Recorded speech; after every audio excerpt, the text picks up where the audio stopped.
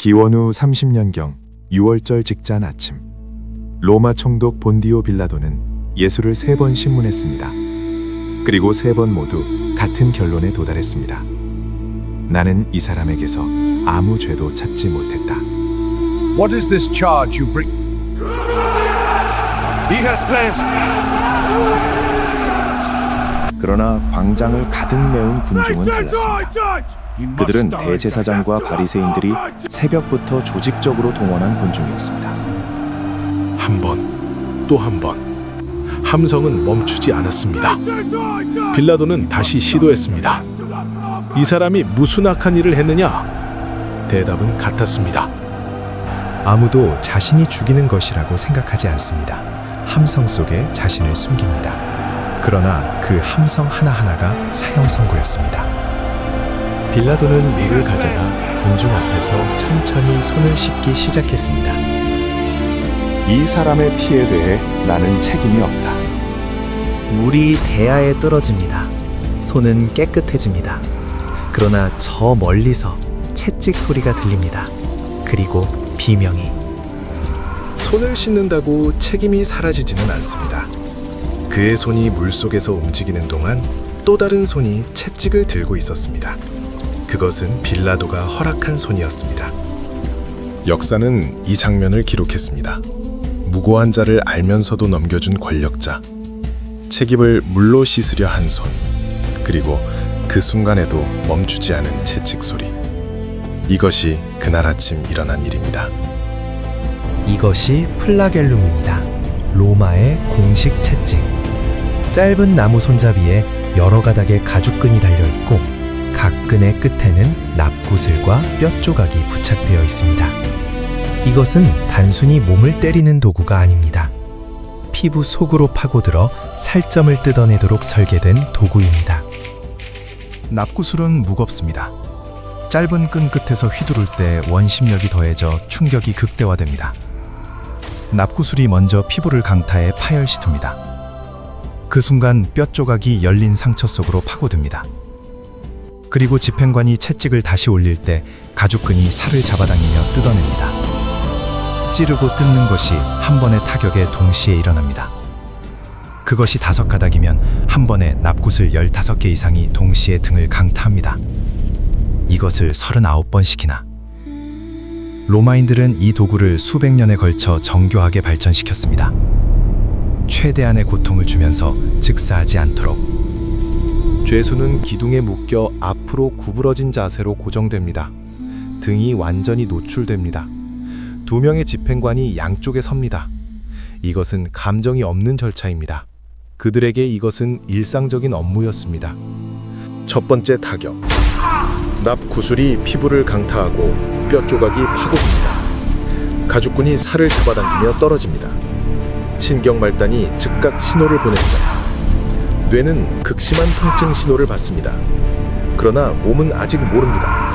이것이 39번 반복될 것이라는 것을. 2번째, 3번째. 이미 열린 상처 위로 채찍이 다시 파고듭니다. 신경이 마비될 틈이 없습니다. 매 타격마다 의식은 또렷하게 고통을 인식합니다. 몸이 고통에 익숙해질 시간을 주지 않습니다. 피부층이 파열되기 시작합니다. 근육이 노출됩니다. 출혈이 가속됩니다. 혈압이 떨어지기 시작합니다. 집행관들은 멈추지 않습니다. 이것은 규정된 절차이기 때문입니다.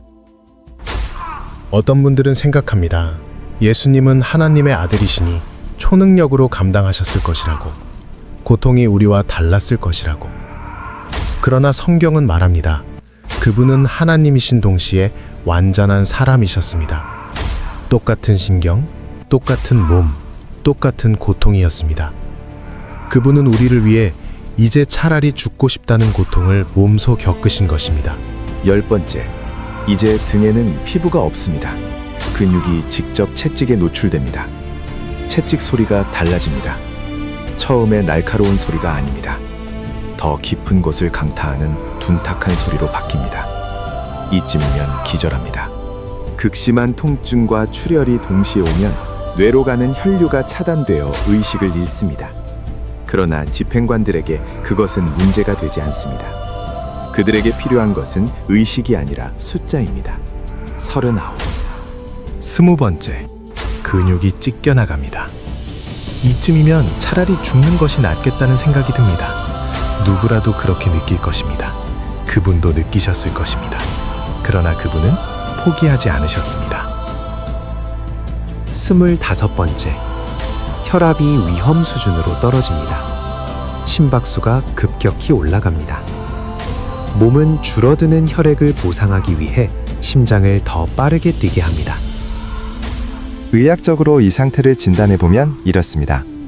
1단계 피부층 완전 파열, 2단계 피하 지방층 노출, 3단계 근육 조직 광범위 손상, 4단계 신경층 직접 노출. 십자가의 못은 박히는 순간 극심하지만 이후 신경이 마비 상태로 진입합니다. 그러나 채찍질은 다릅니다. 39번 내내 신경은 살아있습니다. 마비 없이 더 큰 고통이 계속 주어집니다. 30번째를 넘어섭니다. 의식이 흐려집니다. 몸은 이미 한계를 넘었습니다. 그러나 채찍은 멈추지 않습니다. 35번째. 이것은 감정이 없는 숫자의 완성입니다. 36, 37, 38. 그는 멈출 수 있었습니다. 그러나 멈추지 않으셨습니다. 우리는 흔히 십자가에서 못 박히는 순간이 예수님 순환의 절정이라고 생각합니다. 그리고 채찍질은 그냥 말채찍 정도로 가볍게 여기곤 합니다. 그러나 지금 우리가 본 것은 무엇입니까? 살점이 뜯겨나가는 10분에서 20분. 마비 없이 39번 내내 가중되는 고통. 의학적으로 볼 때 이 채찍질은 예수님의 순환 중 가장 고통스러운 시간이었을지도 모릅니다. 이 채찍질 때문에 예수님은 골고다로 올라가시면서 몇 번이나 쓰러지셨습니다. 이미 죽음 직전의 상태였습니다. 그 찢긴 몸으로 그분은 다시 일어서셨습니다. 40에서 50kg의 십자가 나무 형틀을 어깨에 지고 600m나 떨어진 갈보리 언덕을 향해 걸어가셨습니다. 의학으로 읽는 예수님의 순환에 관한 더 깊은 진실들, 우리가 몰랐던 그 고통. 다음 화에서는 예수님의 가시관의 고통에 대해 계속 의학의 눈으로 살펴보도록 하겠습니다.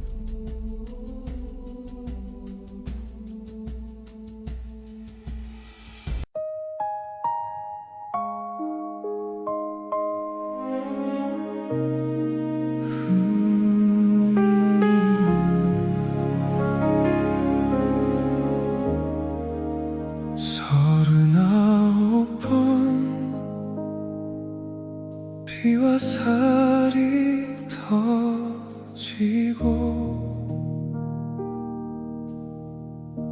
숨이 끊어질 듯 뼈를 스치는 고통 속에 손 한 번이면 멈추게 하실 그분이 입을 닫으시고 우리 이름을 떠올리셨네. 누가 그 희생을 값싸는 해란 말하나. 찢기신 그 살 남긴 자국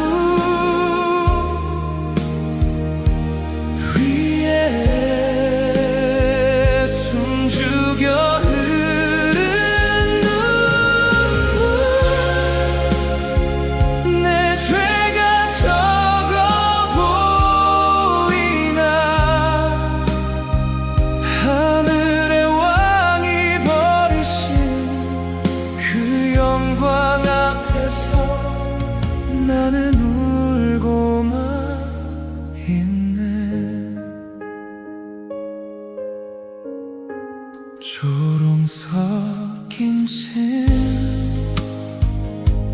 돌처럼 날아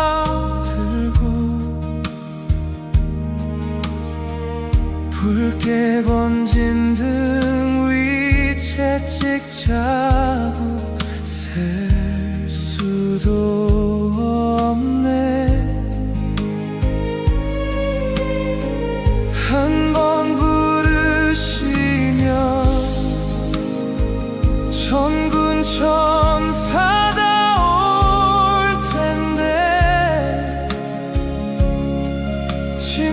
침묵하시는 왕 내 자리를 대신 서 계시네. 누가 그 희생을 값싸는 애란 말하나.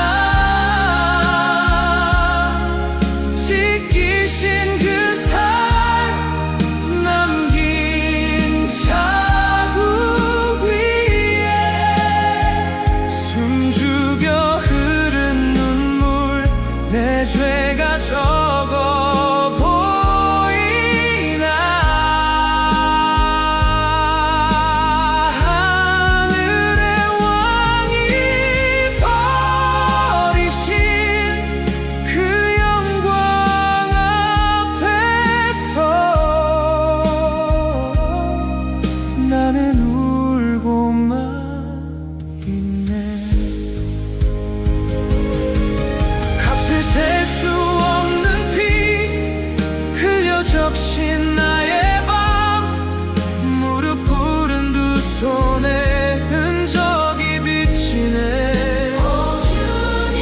주의 은혜 말하던 내 입술이 떨리네. 이제 고백하리 전부이시는 애라. 이제 누가 감히 값싸는 애란 말하나. 지키신 그 살 남긴 자국 위에 내 이름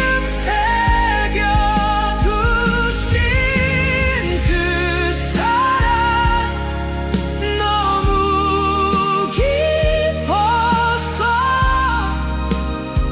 하늘도 말을 멈추는 그 십자가에서 나는 울고만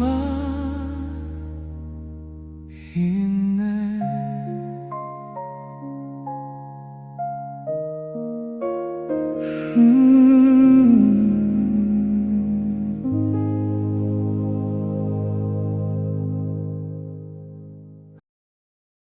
서른아홉 대의 채찍질이 끝났습니다. 그러나 고통은 끝나지 않았습니다.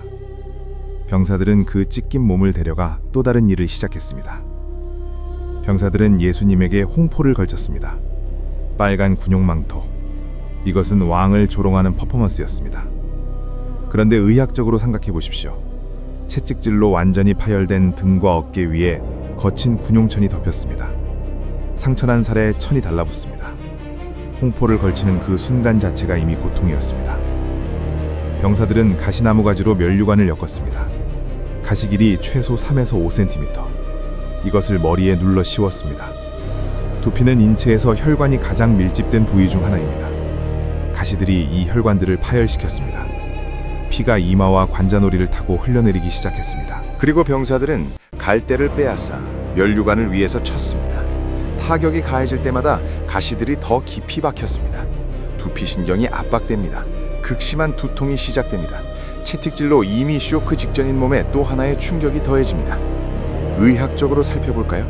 이것은 두피 다발성 관통상, 두피 혈관 파열, 두개골 표면 신경 압박, 극심한 두통 및 신경통, 이미 쇼크 직전 상태에서 추가된 외상 등입니다. 병사들은 무릎을 꿇고 예수님을 조롱했습니다. 유대인의 왕 만세! 그들은 몰랐습니다. 자신들이 지금 온 우주의 왕 앞에 무릎을 꿇고 있다는 것을. 조롱으로 한 철이 실제로는 경배였습니다. 그분은 이 모든 수치를 침묵으로 감당하셨습니다. 우리를 위해서. 가심면류관을 쓰시고 홍포를 걸치신 그 몸으로 이제 그분은 일어서야 했습니다. 고증에 의하면 십자가의 세로목은 현장에 있고 죄수는 가로목을 어깨에 지고 올라가야 했습니다. 십자가를 끌고 간 것이 아니라 세로목을 어깨에 지고 가야 했는데 그 무게가 40-50kg이나 된다는 것입니다. 39번의 채찍질로 만신창이가 된 등과 어깨를 무겁고 거친 목재가 짓누릅니다. 그리고 골고다를 향해 지옥길 같은 600m를 걸어가야 했습니다. 비아 돌로로사, 고난의 길. 돌길이어서 걷기도 힘든 구불구불한 골목길을 돌고 돌아서 올라가셔야 했습니다. 양쪽에 구경꾼들이 가득한데 어떤 이들은 조롱했고 어떤 이들은 울었습니다. 그분은 쓰러지셨습니다. 출혈성 쇼크 직전의 혈압, 손상된 근육, 극심한 탈수, 몸이 버티지 못했습니다. 가톨릭 전통은 이 길에서 예수님이 3번 쓰러지셨다고 합니다. 하지만 의학적으로 보면 3번 그 이상이었을 것입니다.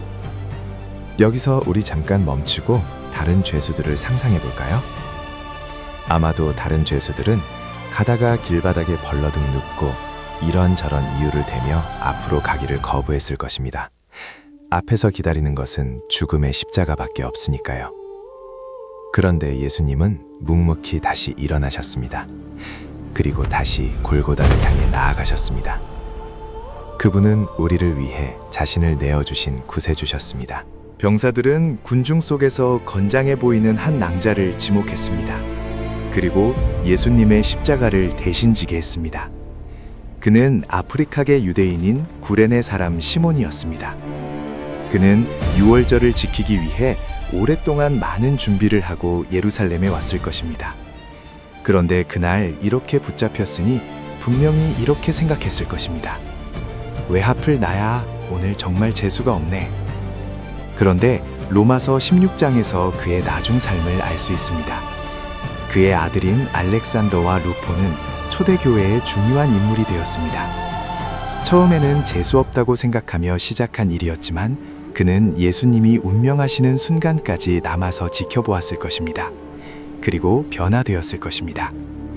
억울한 마음으로 예수님을 만났지만 나중에는 내가 그분의 십자가를 졌다는 사실에 감격하고 황송함을 고백하게 되었을 것입니다. 예수님은 그 고통 가운데에서도 많은 이들을 구원하고 계셨습니다. 어떤 분들은 이렇게 생각합니다. 시몬이 십자가를 대신 졌으니까 예수님은 그나마 편하셨지 않을까? 십자가를 내려놓았는데도 그 몸은 다시 또 쓰러졌습니다. 채찍질이 그 몸을 이미 그렇게 만들어 놓은 것입니다. 의학적으로는 걷기도 힘든 몸인데 예수님은 쓰러지고 다시 일어나셨습니다. 그 길 양쪽에는 여인들이 서서 울고 있었습니다. 12년 동안 앓은 혈루증을 고침받은 여인, 귀신에 시달리다 해방된 여인, 죽은 아들이 살아서 돌아온 어머니 등등 그분이 없었다면 나는 지금 없었다고 고백하는 수많은 여인들입니다. 그런데 지금 그 예수님이 피투성이가 되어 죽어가고 있지만 그들이 할 수 있는 것은 아무것도 없었습니다. 그래서 그저 울고만 있습니다. 쓰러진 그 몸으로 예수님은 그 여인들을 향해 돌아보셨습니다. 예루살렘의 딸들아, 나를 위하여 울지 말고 너희와 너희 자녀를 위하여 울라. 예수님은 수십 년 뒤 로마 장군 디도가 예루살렘을 멸망시킬 것을 알고 계셨습니다. 지금 저 여인들의 품에 안겨있는 아이들이 장성해서 그 참상을 겪게 될 것을. 이 비아돌로로사가 예수님의 마지막 공생이었습니다. 죽어가시면서도 그분은 여전히 목자이셨습니다. 600m, 건강한 사람에게는 10분도 걸리지 않는 거리. 그러나 그분에게 이 600m는 얼마나 긴 시간이었을까요? 그리고 그분은 이 길의 끝에 무엇이 기다리고 있는지 알고 계셨습니다. 그래도 걸으셨습니다. 한 걸음 한 걸음. 이 600m는 당신을 향한 600m였습니다. 붉은 옷을 입히고 비웃음 섞인 말들 갈 때 하나 쥐어주며 왕이라 부르던 그들 숨결을 찢어내는 거친 가시의 날들 빚어진 그 이마 위에 참된 왕이 서 계셨네.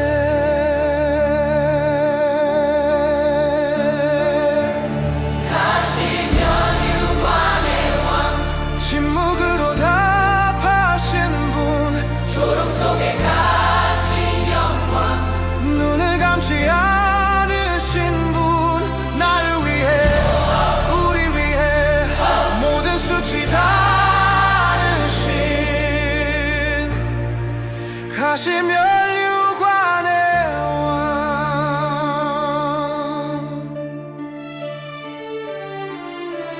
공병들의 웃음 사이 떨어지는 비방울들 입술 깨물며 참으신 말라버린 그 입술 만왕의 왕 되신 분이 손을 묶인 채 서서 돌덩이 같은 침묵 속 우릴 향해 기도하네. 가시면 유관의 왕 침묵으로 답하신 분 조롱 속에 갇힌 영광 눈을 감지 않으신 분 나를 위해 우리 위해 모든 수치 다르신 가시면 유관의 왕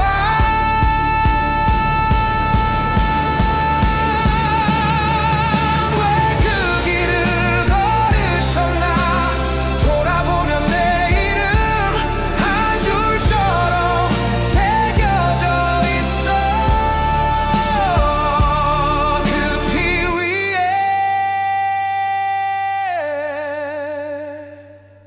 그 상처 위에 드디어 골고다 언덕에 다다랐습니다. 무려 600m나 되는 거리를 넘어지고 또 넘어지며 걸어왔습니다. 39번 채찍에 맞은 몸은 만신창이가 되었습니다. 하지만 그것도 모두 지나간 일. 이제는 정말 저 십자가 나무에 못 박혀야 합니다. 현장에는 기다란 세로목이 놓여져 있습니다. 보기에도 끔찍한 큰 못과 도구들이 어지럽게 놓여 있습니다. 로마 군병들은 익숙한 듯 웃으며 떠들고 있습니다. 옆에는 예수님과 함께 못 박힐 다른 죄수들이 보입니다. 아마도 예수님은 그 이전에 다른 죄수들이 십자가에 못 박히는 장면을 보셨을 것입니다. 그 형벌을 이미 알고 계실 것입니다. 그러기에 더 큰 공포와 슬픔이 있었을지도 모릅니다. 그래서 겟세마네 동산에서 그렇게 목 놓아 울며 기도하셨나 봅니다. 그리고 지금도 오직 기도만 하고 계실 것입니다. 아버지여, 나와 함께 해주옵소서.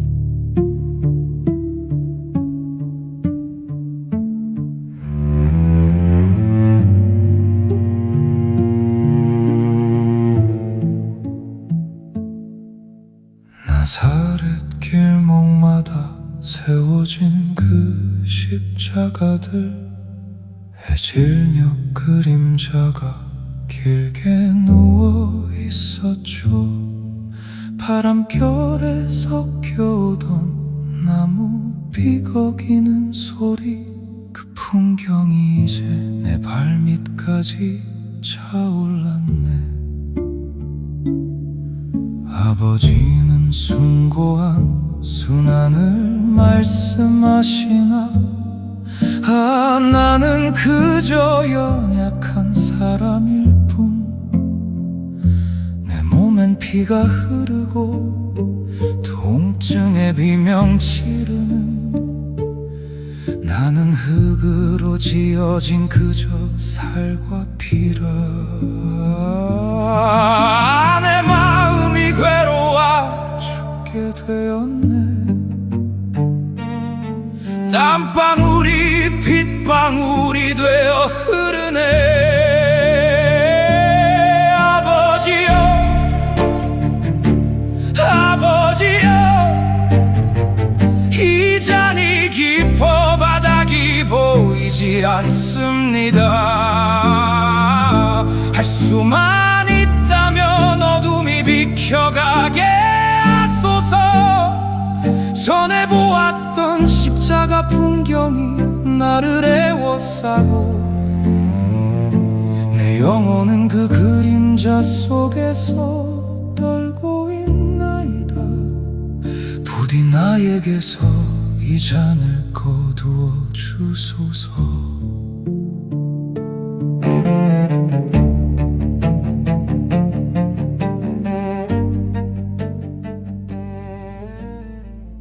예수님의 손과 발을 나무에 박는 일은 생각만 해도 가슴 아픈 일입니다.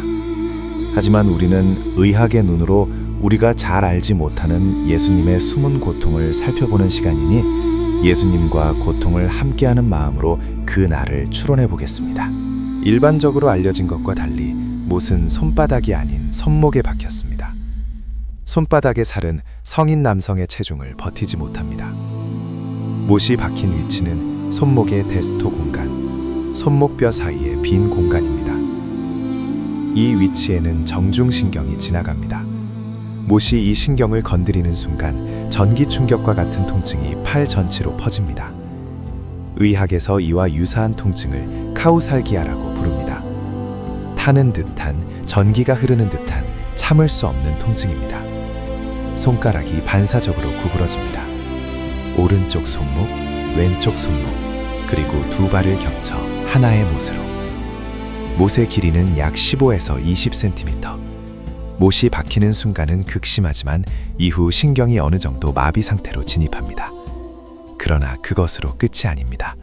진짜 고통은 지금부터입니다. 십자가가 세워집니다. 그 순간 몸 전체의 무게가 손목의 못에 실립니다. 어깨 관절이 탈구됩니다. 시편 22편 14절이 생각납니다.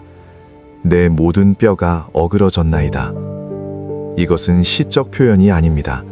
실제로 일어나는 일입니다. 팔이 양쪽으로 펼쳐진 자세에서 몸 전체의 무게가 아래로 당깁니다. 가슴 근육이 극도로 늘어납니다. 호흡 근육들이 비정상적인 자세로 고정됩니다. 그리고 여기서 십자가형의 가장 잔인한 메커니즘이 시작됩니다. 횡격막, 폐 아래에 위치한 돔 모양의 근육입니다. 우리가 숨을 쉴 때 가장 중요하게 작동하는 근육입니다. 그런데 십자가에 매달린 자세에서는 몸의 무게가 아래로 당기면서 횡격막이 눌립니다. 흉곽이 압박됩니다. 숨을 들이쉬는 것은 가능하지만 숨을 내쉬는 것이 극도로 어려워집니다. 숨을 내쉬려면 몸을 올려야 합니다. 발에 못을 딛고 몸을 올립니다. 발의 신경을 자극합니다. 극심한 통증, 그러나 올라가야만 숨을 내쉴 수 있습니다. 숨을 내쉰 후 다시 몸이 내려앉으면 손목의 못이 정중신경을 자극합니다. 또 다른 전기 충격 같은 통증, 그리고 다시 숨이 막힙니다. 이것이 십자가형의 가장 잔인한 설계입니다. 숨을 내쉬려면 발이 고통당하고 내려앉으면 손목이 고통당합니다. 손과 발이 번갈아가며 매 호흡마다 멈추지 않고. 십자가형은 사실상 서서히 질식시키는 처형 방식이었습니다. 숨을 쉬기 위해 고통을 감수해야 하고 고통을 피하면 질식합니다. 그 순환이 힘이 다할 때까지 반복됩니다. 십자가에 매달린 시간 동안 탈수가 가속됩니다. 채찍질의 출혈, 못 박힘의 출혈, 극심한 발한, 혈액량이 급격히 감소합니다.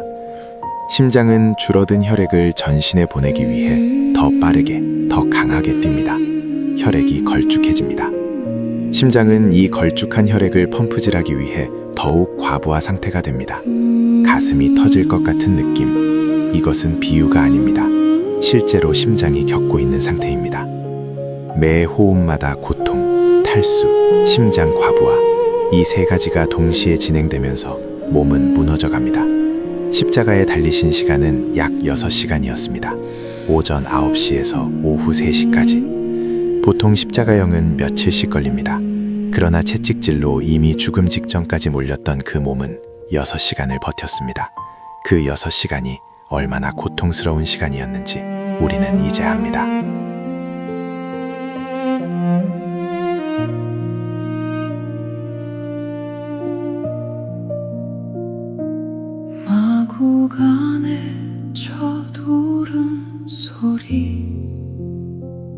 내 품에 안긴 작은 빛이었네. 나사렛의 평범한 햇살, 옥수의 아들로 함께 걸었네. 그러나 오늘 바람이 서늘해. 언덕 위 십자가 그림자 드리워. 못자국 사이로 흘러내리는 그 피에 내 심장이 애어오네. 주의 종이 오니 이루어지다. 그날의 순종이 이 길이었나. 내 아들 나의 주 나의 그리스도. 어둠 속에서 꺼져가는 빛, 그의 신음과 한숨 소리가 칼이 되어 어미 심장을 찌르네. 비웃음 소리, 침묵의 대답, 숨 쉴 때마다 반복되는 아픔. 모진 고통도 잊으신 채로 끝까지 나를 걱정하시네. 보소서 아들입니다. 가쁜 숨 넘어 전해진 사랑, 나를 지키려 쥐어준 손길에 어미는 차마 울지도 못하네. 베들레헴의 숨갈보리의 장, 처음과 끝은 하나의 사랑. 못자국 손을 만질 수 없어서 흐느끼는 바람 속에 서 있네. 주여, 이 잔이 이토록 쓰디쓸 줄 몰랐나이다.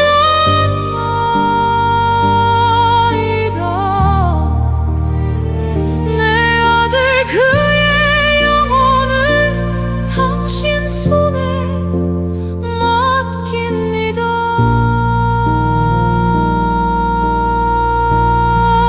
무너진 이 가슴을 기억해 주소서. 말씀대로 내게 이루어지다.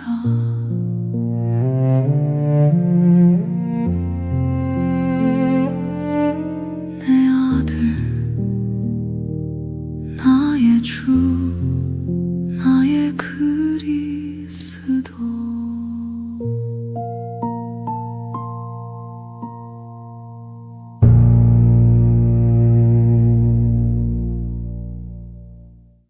갈라진 입술, 혀가 내 잇몸에 붙어. 마른 피 냄새, 뱃속에서 쇳가루가 일어나는 듯. 숨 한 번 쉬려 굳은 발꿈치에 온몸을 건다. 뼈를 긁는 못 작은 떨림마다 살이 찢겨 나가네. 눈앞이 하얗게 멀어지는 언덕과 사람들. 귀에는 숨소리, 내 숨소리만 메아리치네. 마지막 고통, 타는 목마름. 이 자리는 모든 죄인의 자리로구나.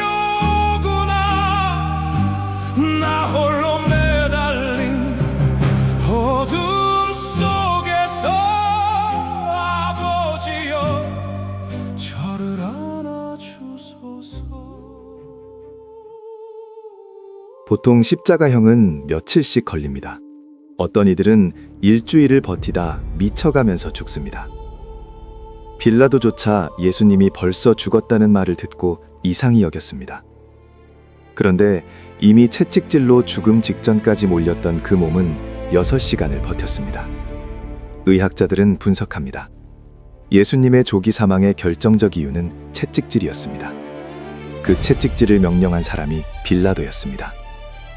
무죄를 3번이나 선언했던 바로 그 사람.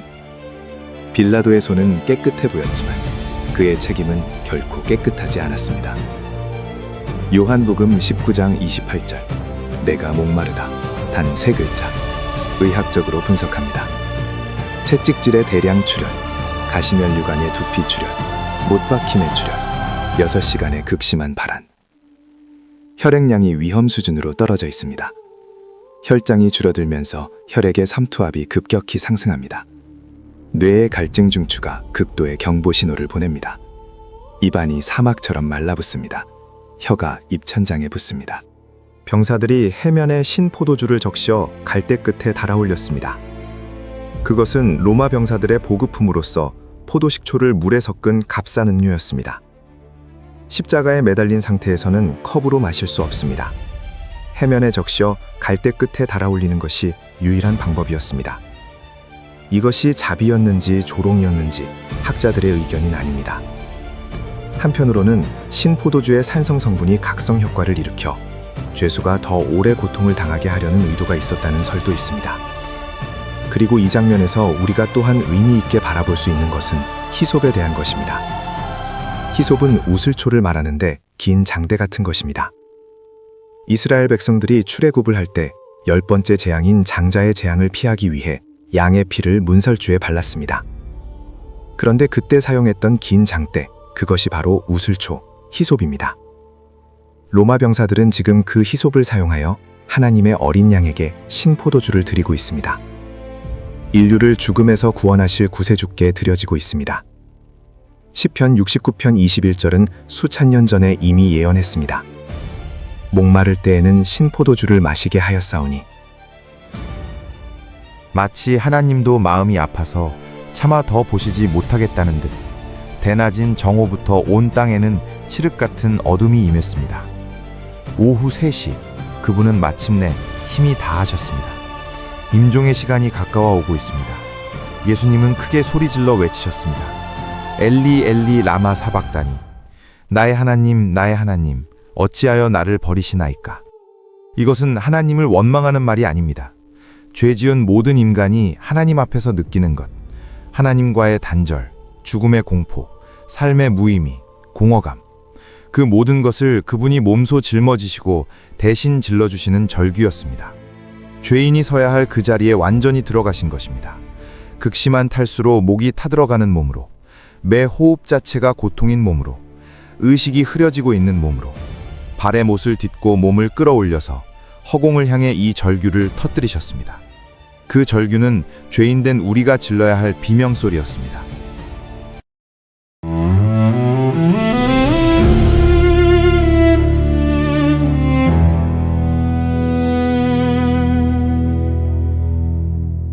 이 고통은 어디까지인가? 죽음아, 너는 어디서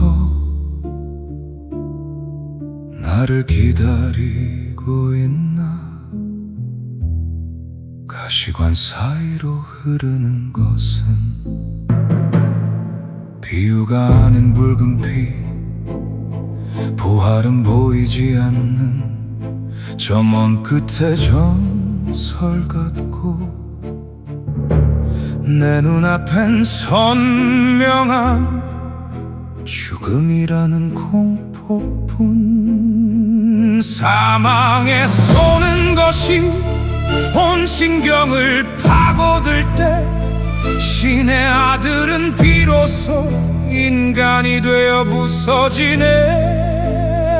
망치 소리 뼈를 가르는 차가운 금속의 감각, 완전한 단절, 그 거대한 흑암 속으로